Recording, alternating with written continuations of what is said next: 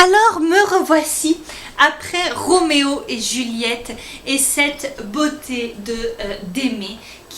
Cette chanson est évidemment une chanson qui m'a fait penser à vous. Hello, tu te rappelles, il y a quelques mois, tu m'as demandé si je pouvais trouver un texte sociologique et vous le lire, mais plutôt que d'en trouver un, j'ai décidé d'en faire un.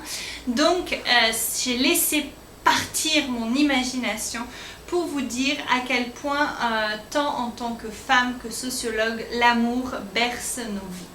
En effet, Pascal Quignard nous dira que la vie de chacun d'entre nous n'est pas une tentative d'aimer, elle est l'unique essai.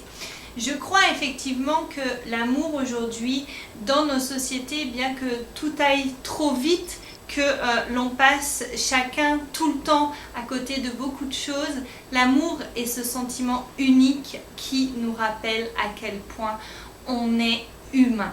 J'ai un passage que j'aime particulièrement et vous allez le reconnaître et vous m'excusez, mais là je vais devoir vous le lire parce que je ne l'ai pas appris par cœur, qui nous dit que l'amour est patient, il est plein de bonté, l'amour n'est point envieux, l'amour ne se vante point, il ne s'enfle point d'orgueil, il ne fait rien de malhonnête, il ne cherche point son intérêt, il ne s'irrite point, il ne soupçonne point le mal, il ne se réjouit point de l'injustice, mais il se réjouit de la vérité.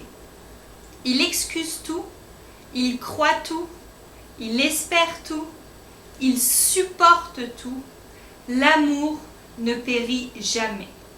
J'imagine que vous avez reconnu ce passage de Saint Paul sur l'amour que nous trouvons dans un texte sacré.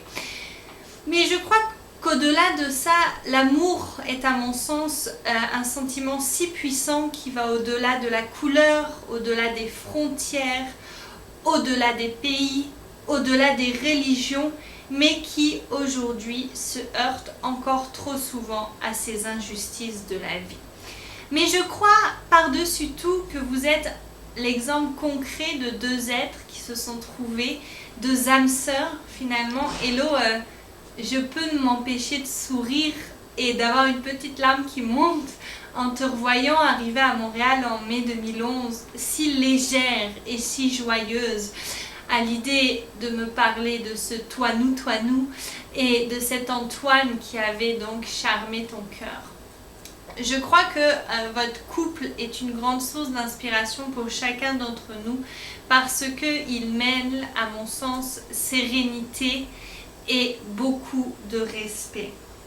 Je sais aussi que, et nous le savons tous, que la vie n'est pas un long fleuve tranquille, mais je suis certaine que vous saurez traverser les moments tous les deux de ce bonheur qui est d'être aimé.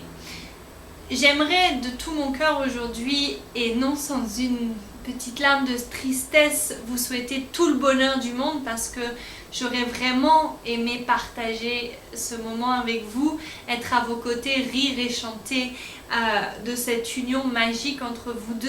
Je le fais à travers une belle caméra et donc je vous souhaite effectivement tout le bonheur du monde. Je vous remercie encore pour tout ce que vous nous apportez parce que vous êtes un couple fort, un couple uni, un couple qui inspire le respect. Et puis je vais finir avec cette fameuse citation de Shakespeare, ce grand romantique qu'a été Shakespeare, qui nous dit « L'amour n'est pas l'amour, s'il fane lorsqu'il se trouve que son objet s'éloigne. Quand la vie devient dure, quand les choses changent, seul le vrai amour reste inchangé. » Et j'ai au fond de moi ce sentiment que votre amour restera inchangé pour les futures années qui vont bercer votre vie. Je vous souhaite donc tout le bonheur du monde et j'ai hâte de vous revoir dans votre nouveau pays qui sera la Nouvelle-Zélande. J'espère que vous avez passé une très belle journée, une très belle soirée. Fêtez, continuez parce qu'on se marie qu'une seule fois.